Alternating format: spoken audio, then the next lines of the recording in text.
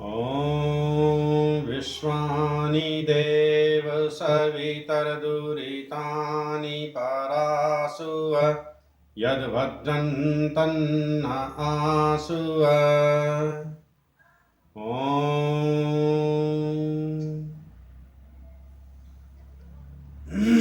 सभी को नमस्ते जी।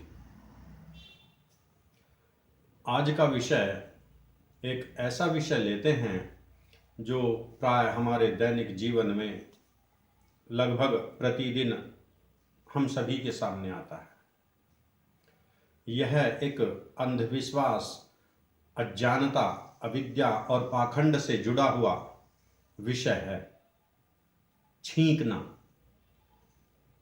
छींक किसी भी व्यक्ति को कभी भी आ सकती है, किंतु प्राय हम देखते हैं जो समाज में कुरीति प्रचलित है, एक भय शंका बनी हुई है अज्ञानता अविद्या के कारण कि यदि हम किसी कार्यवश कहीं जा रहे हैं और तुरंत किसी ने छींक दिया है तो सभी एकदम कहते हैं नहीं नहीं नहीं नहीं अभी नहीं जाना है, बैठ जाओ बैठ जाओ बैठ जाओ। छींक दिया है, उसने छींक दिया है, ये अपशगुन होता है, अच्छा नहीं माना जाता है। इससे बड़ी अनिष्ट की शंका बनी रहती है, अनहोनी की शंका बनी रहती है, कुछ बुरा होने का भय बना रहता है। वास्तव में यह छींक है क्या? हम छींकते क्यों हैं? मनुष्य को छींक क्यों आता है? इसके विषय में हम चर्चा करते हैं। कुछ ज्योतिष शास्त्रों ने तो अपनी पुस्तकें लिख दी हैं। जो बड़े बड़े ज्योतिषी अपने आप को बताते हैं, जो समाज में अविद्या अज्ञानता फैलाते हैं, पाखंड फैलाते हैं, ढोंग फैलाते हैं और भोली भाली जनता का, सीधी सादी जनता का शोषण करते हैं, मानसिक शोषण करते हैं, आर्थिक शोषण करते हैं, शारीरिक शोषण करते हैं। और इस अविद्या और अज्ञान में फंसा हुआ यह हमारा समाज इन ढोंगियों के, इन बाबाओं के, इन पाखंडियों के जाल में फंस जाता है। वास्तव में हमारे शरीर के अंदर 10 प्राण होते हैं, 5 प्राण और 5 उप प्राण। 5 प्राण होते हैं प्राण, अपान, उदान, समान, व्यान। ये 5 प्राण होते हैं और 5 हमारे शरीर में उप प्राण होते हैं। नाग, कूर्म, कृंकल, देवदत्त और धनंजय। 5 प्राण हो गए। नाग, कूर्म, कृंकल, देवदत्त, धनंजय, ये 5 प्राण होते हैं और इन 5 प्राणों का इस शरीर में अलग अलग कार्य होता है। जो 5 हमारे प्राण होते हैं उनका भी अलग अलग कार्य होता है। ये जो 5 उप प्राण होते हैं इनका भी अलग अलग कार्य होता है। वास्तव में यह एक विज्ञान है और परमपिता परमात्मा का यह एक अनोखा जो विज्ञान है, जो हमारे शरीर में उसने रचना हमारे शरीर की है। परमपिता परमात्मा ने, ईश्वर ने, उसका ज्ञान पूर्ण है, वह अपने ज्ञान में पूर्ण है। हमारे शरीर में ऐसे ऐसे यंत्र उस ईश्वर ने लगा दिए हैं, परमपिता परमात्मा ने लगा दिए हैं कि जिनको हमारी साइंस ने आज कितनी भी उन्नति कर ली है, कितनी भी वह उन्नति के शिखर पर पहुंच गया है, किंतु अभी वह पूर्ण रूप से उस परमपिता परमात्मा के विज्ञान को समझ नहीं पाया है।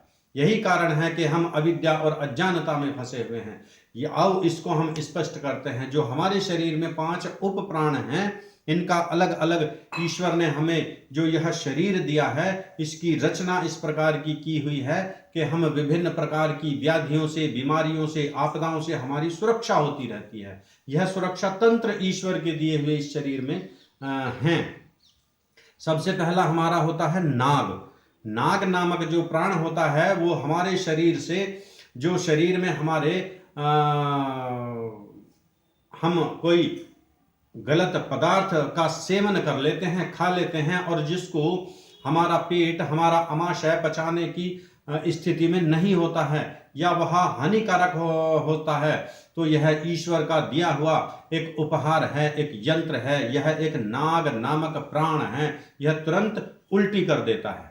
इसको जो उल्टी जो होता है, हमें जो शरीर में जब हमारे उदर में, पेट में कुछ ऐसे पदार्थ समाहित हो जाते हैं जो हमारे शरीर के लिए हानिकारक सिद्ध होते हैं, तो वह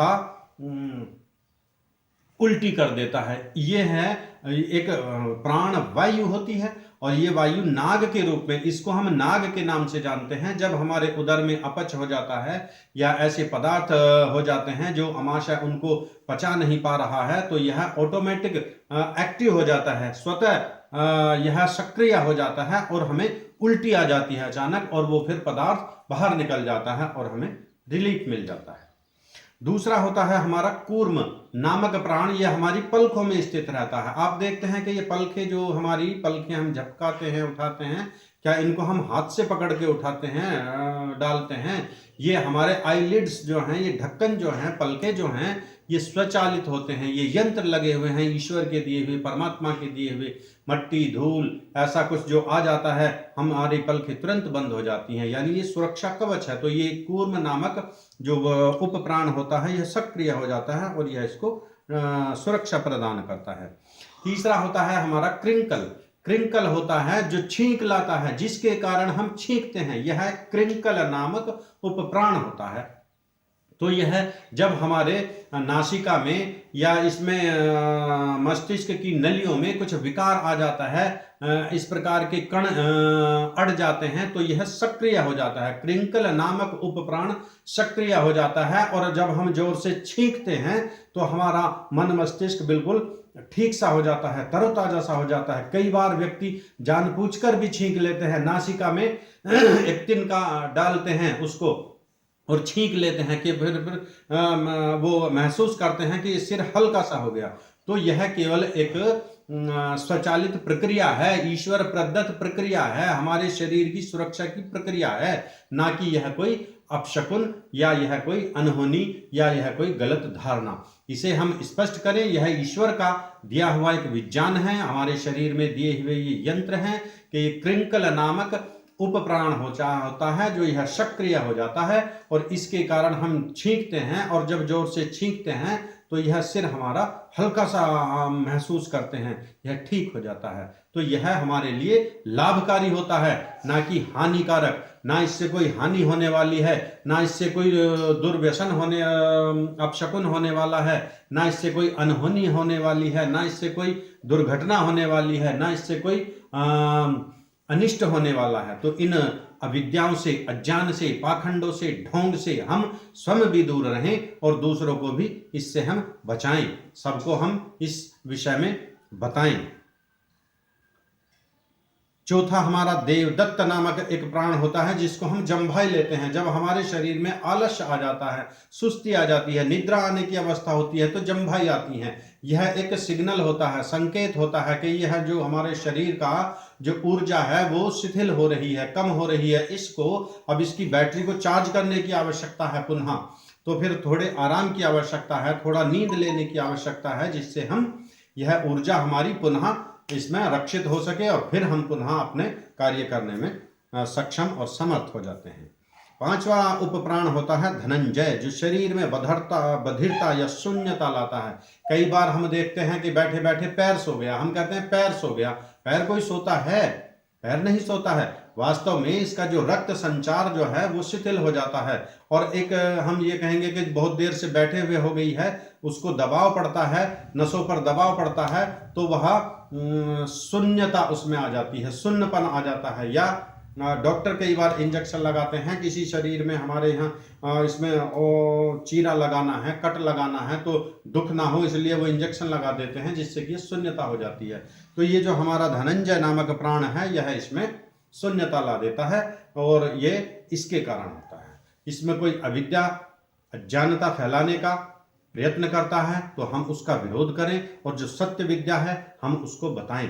आओ हम अपनी सत्य विद्या को धारण करें, हम इस अविद्या से, अज्ञान के अंधकार से बाहर निकलें, इन पाखंडों से, इन ढोंगों से हम स्वयं मुक्त रहें, और अपने समाज को, अपने परिवार को, अपने इष्ट मित्रों को, अपने आने वाली संतानों को, अपने इस राष्ट्र को हम सुरक्षित करें, सुदृढ़ करें, और सत्य की ओर चले, सत्य के पथ पर चले, सत्य विद्या का प्रचार प्रसार करें।